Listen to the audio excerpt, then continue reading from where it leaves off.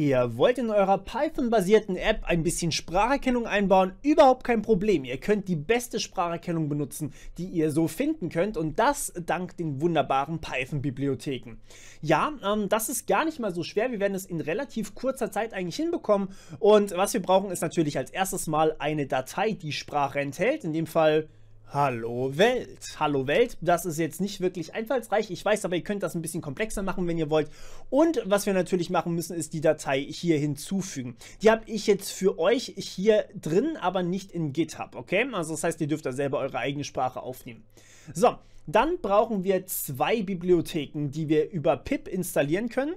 Und zwar brauchen wir einmal pip install PyDub. Das ist quasi, um Dateien lesen zu können, also um Audiodateien aufmachen zu können. Das könnten viele von euch schon installiert haben. Und einmal brauchen wir Speech Recognition. Hier, jetzt das da. So, ich habe die natürlich beide schon mal installiert, aber bei euch sollte das mit diesem Befehl hier wunderbar funktionieren. Denkt dran, dass ihr eventuell ein sudo vorne dran braucht, wenn ihr auf Linux seid. So.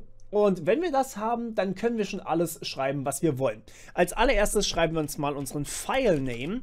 Und zwar ist der File-Name natürlich in meinem Fall Hallo Welt. Das bedeutet, wir kopieren uns den Pfad, und zwar den File-Name. Und dann können wir das hier auch wieder zumachen. Das mache ich, damit ihr ein bisschen mehr Platz habt. Packen den natürlich in Anführungsstriche, und dann war es das eigentlich auch schon. So, und jetzt geht es schon direkt los mit unserem Spracherkenner. Also ihr könnt das natürlich auch über Kommandozeilen machen oder über eine API. Ihr findet solche Tutorials über API oder Kommandozeilen etc. findet ihr alle bei mir auf dem Kanal. Einfach mal draufklicken und dann, ja, ihr findet dann schon, was ihr sucht. Okay. Und hier machen wir jetzt einfach mal den SR, den Sprachrecognition Assistent sozusagen. Allerdings müssen wir natürlich dann auch noch Speech Recognition importieren. Achtung, Speech Recognition schreibt sich anders als das pip-Paket. Solche Pakete mag ich eigentlich nicht, aber nun ja, es funktioniert. Und viele machen es jetzt tatsächlich auch so, dass sie das hier als SR importieren, wegen Speech Recognition, ist ein bisschen kürzer. Das heißt, wir sagen hier sr.recognizer, Klammer, Klammer.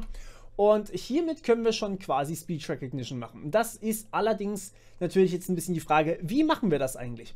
Und das Tolle bei Speech Recognition, also bei dem Modul, ist folgendes. Es benutzt es benutzt mehrere Dinge, und ihr könnt euch quasi aussuchen, was ihr benutzen wollt. Es gibt Sphinx, es gibt die Google Cloud Speech API bzw. Google Speech Recognition API. Es gibt aber auch die von Bing zum Beispiel, also die von Microsoft. Es gibt IBM Speech to Text und noch ein paar andere. Also es ist relativ umfangreich das Ganze, und im Endeffekt ist es nur eine Anbindung an die Online-Dienste von den anderen. Das heißt, wir schreiben hier keine eigene Speech Recognition, sondern wir benutzen quasi andere. Aber wir benutzen sozusagen das, was halt vorhanden ist, was man ja eigentlich meistens in Python macht, beziehungsweise man schreibt dann natürlich noch seinen Senf dazu. Und dadurch wird es immer besser.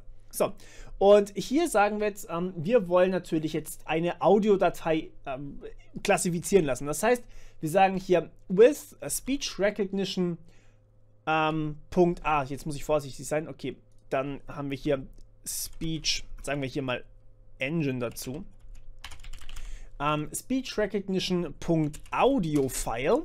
Das heißt, wir laden eine Audiodatei, und hier packen wir einfach File Name rein, weil das ja quasi unsere Audiodatei ist, als Datei F. Und was wir jetzt machen ist, wir müssen sie sozusagen aufnehmen, okay?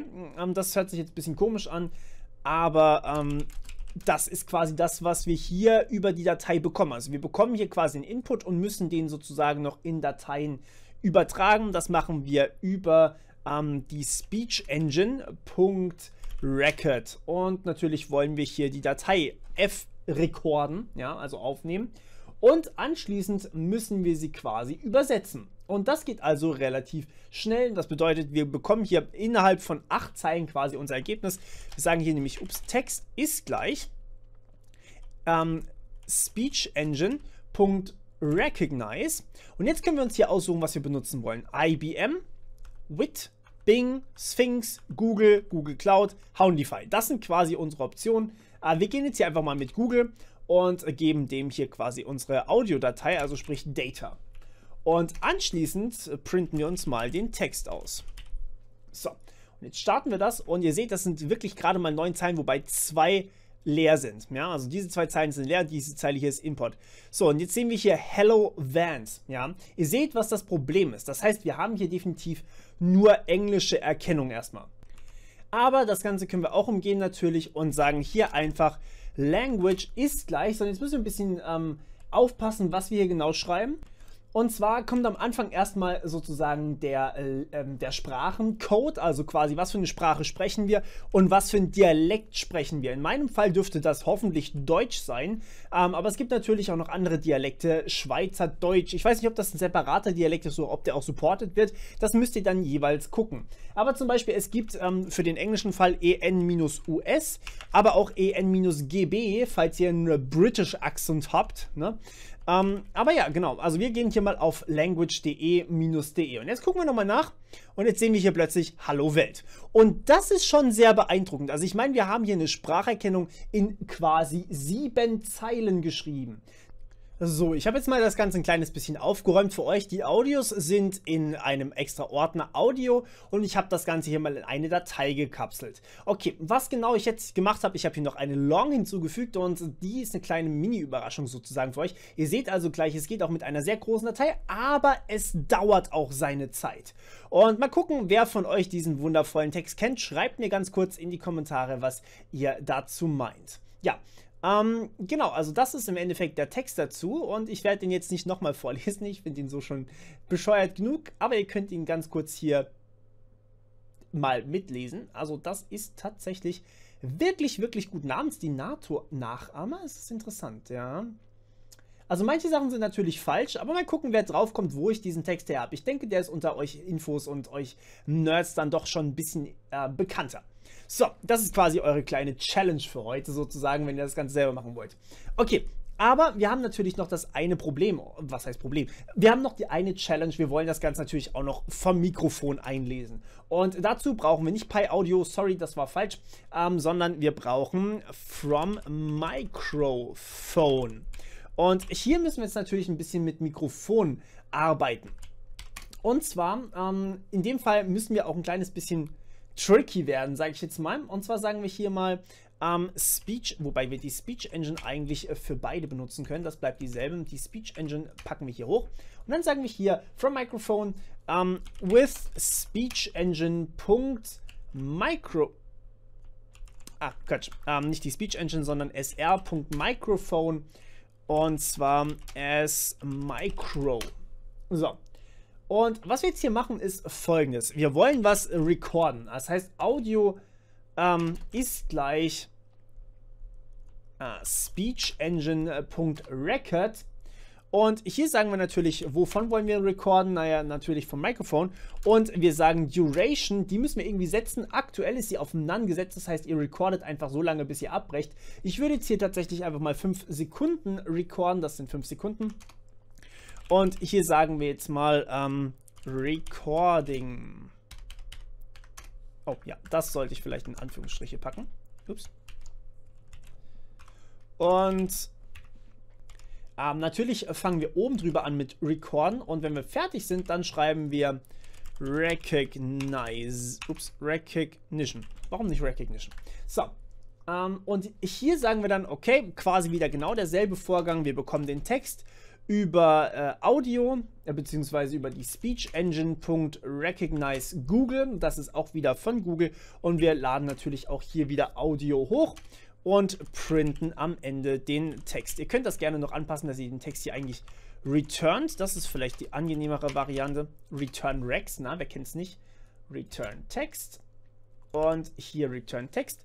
Und hier unten sagen wir jetzt Print from File. Und dann sagen wir hier Print from Microphone. So, der einzige Unterschied jetzt hier ist natürlich, hier muss ich natürlich auch wieder die Sprache anpassen. Language.de, das ist logisch.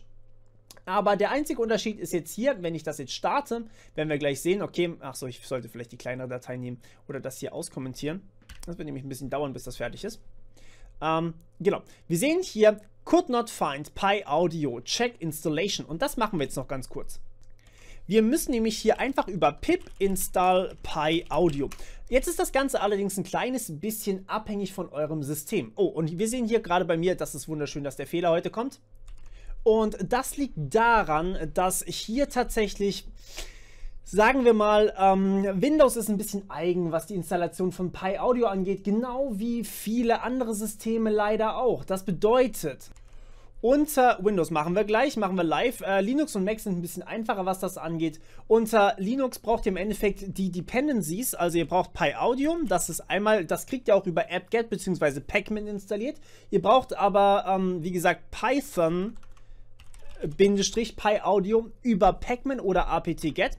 Also apt-get install war das doch, Python Pi Audio, beziehungsweise dann hier pacman-s Python Pi Audio. Und im Zweifel, falls es dann Version 2 für euch installiert, Python 3 Pi Audio benutzen bitte. Und anschließend nochmal eventuell, wenn es nicht funktioniert, pip install Pi Audio machen. So, dann habt ihr das unter Linux eigentlich erledigt. Das sollte kein Problem sein. Unter Mac braucht ihr brew install port audio. Das ist nochmal quasi was vorher. Und danach pip install Pi Audio. Pip install Pi Audio. Und das sollte auch gut funktionieren. Und unter Windows wird es jetzt ganz besonders kompliziert. Deswegen habe ich auch tatsächlich heute diese wunderschöne, nicht wunderschöne Plattform hier gewählt, um euch das auch schön ausführlich zu zeigen. Denn manchmal muss man ein kleines bisschen tiefer gehen. Ihr müsst als allererstes mal pip install pip-win. Das ist quasi eine pip-Variante für Windows. Das ist sozusagen, damit ihr die ganzen Spezialbibliotheken, die eben für das jeweilige System sind, dass ihr die installiert habt. Und was jetzt hier das Problem ist, pip-win ist erstmal nicht in eurem Systempfad drin. Was ihr deswegen macht, ist, ihr gebt einfach mal in die Windows-Zeile ein, Systemumgebungsvariablen bearbeiten. Ja? Das könnt ihr quasi wirklich da unten einfach in dieses Eingabefenster eingeben, also wirklich Windows-Taste drücken und dann Systemumgebungsvariablen einfach tippen. Dann kommt dieser Vorschlag hier. Den macht ihr auf und dann seht ihr hier unten Umgebungsvariablen. So, hier einmal draufklicken und hier seht ihr jetzt meine Umgebungsvariablen, wobei ich nicht alle eingefügt habe davon, aber das mag so sein. So, und hier unter Path, und bedenkt bitte, bei mir ist das auch eine quasi neue Windows-Installation, weil ich ja relativ neu mein neues System habe, da fehlt wahrscheinlich noch einiges. Unter Path macht den Doppelklick und hier geht ihr dann her und klickt auf Neu und fügt dann diesen Pfad hier ein. Also wirklich der euch bei dem Fehler angezeigt, ne, den habt ihr noch nicht gesehen. Okay, also C, Doppelpunkt, /users, / euren Benutzername, / appdata, / roaming, /python, /python, eure Version, in meinem Fall 3.8, / scripts, /.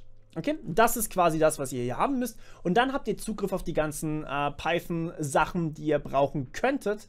Und ja, dann macht ihr hier bitte überall okay, nicht wie ich gerade abbrechen. Macht nochmal eure CMD zu, geht dann wieder her und öffnet das Ganze eventuell sogar als Administrator und gebt dann hier pip-win install Pi Audio ein. Und dann habt ihr da quasi das richtige Package. Und das sollte eigentlich bei mir schon fertig sein. Pi Audio is already installed with the same version as the provided wheel. Use force install, bla bla bla. Also bei mir ist es quasi schon installiert. So, und wenn ich jetzt nochmal das Ganze ausführe, dann sehen wir hier, dass ich gerade etwas aufnehme. Hier steht nämlich Recording und das bedeutet, es funktioniert. Und jetzt funktioniert die Recognition. Oh, ganze Ausführer, dann sehen mich hier, dass ich gerade etwas aufnehme. Hier steht nämlich Recording. Ihr seht, das Ganze ist nicht absolut akkurat, aber ihr seht, was das ungefähr kann.